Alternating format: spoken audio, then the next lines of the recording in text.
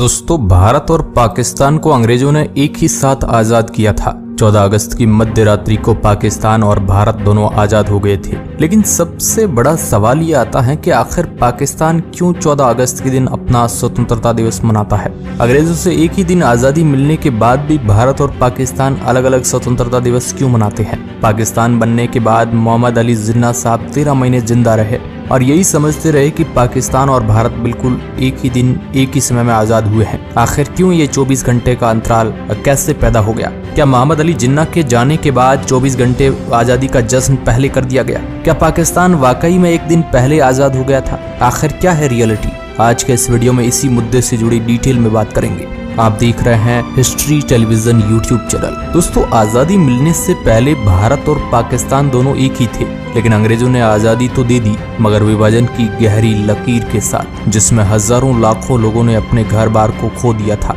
उस लकीर को कई लोग आज तक नहीं भुला पाए हैं। कई लोगों ने अपने रिश्तेदारों और अपने परिवार को खो दिया। एक तरफ उस समय आजादी की खुशी थी तो दूसरी तरफ बहुत बड़ा गम था। फिर भारत के दो टुकड़े हो गए, एक पाकिस्तान बना और एक भारत। इन सब के बीच एक सवाल ये भी उठ रहा है कि आखिर जब दोनों देश एक ही दिन आजाद हुए तो पाकिस्तान अपना आजादी का दिवस एक दिन पहले 14 अगस्त को क्यों मनाता है? तो दोस्तों, इसका जवाब पाकिस्तान की आजादी के बाद कुछ कागजों को खंगालेंगे तो आपको पता चलेगा कि पाकिस्तान ने पहले 2 स्वतंत्रता दिवस 15 अगस्त को ही मनाए थे, लेकिन उसके बाद कहा जाता है कि पाकिस्तान ने अपने आजादी के दिवस को 14 अगस्त को मनाना शुरू कर दिया। लेकिन मोहम्मद अली जिन्ना, जिन्हें पाकिस्तान का जन्मदाता भी कहा जाता है, उन्होंने अपने देश के नाम पहला संबोधन 15 अगस्त को दिया था। उन्होंने तब मुल्क को संदेश देते हुए कहा था कि 15 अगस्त स्वतंत्रता और संप्रभु राष्ट्र पाकिस्तान का जन्मदिन है। लेकिन उसके बाद 14 अगस्त के मनाए जाने के पीछे कुछ तर्क दिए जाते हैं। कहा जाता है कि पाकिस्तान को 14 अगस्त को ही अलग राष्ट्र के तौर पर मंजूरी मिल गई थी।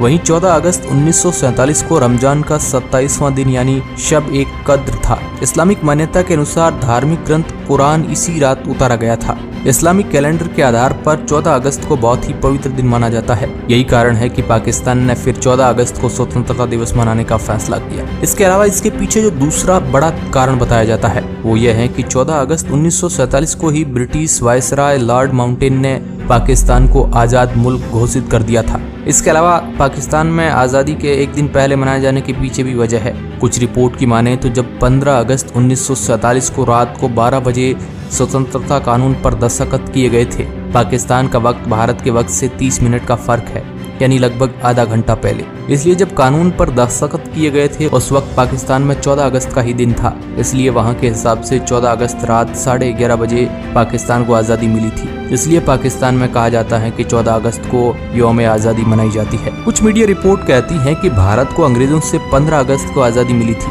लेकिन पाकिस्तान को अलग देश के तौर पर 14 अगस्त को ही मंजूरी मिल गई थी। इस दिन ब्रिटिश सरकार के प्रतिनिधि लॉर्ड माउंटबेटन ने पाकिस्तान को आजाद देश का दर्जा दिया था और सत्ता सौंपी थी। कोशिश ये थी कि 15 अगस्त के दिन पाकिस्तान के आला अफसर नई दिल्ली आ सके और भारत के पहले स्वतंत्रता दिवस कार्यक्रम में शामिल हो सके। बीबीसी की एक रिपोर्ट के मुताबिक पाकिस्तान बनने के बाद आजादी की 2 वर्षगांठ यानी 1948 और 1949 में स्वतंत्रता दिवस 15 अगस्त को ही मनाया गया। लेकिन मोहम्मद अली जिन्ना के गुजर जाने के बाद इस लम्हे को 24 घंटे पहले मनाया जाने लगा। तब से ही 14 अगस्त ही पाकिस्तान का स्वतंत्रता दिवस है।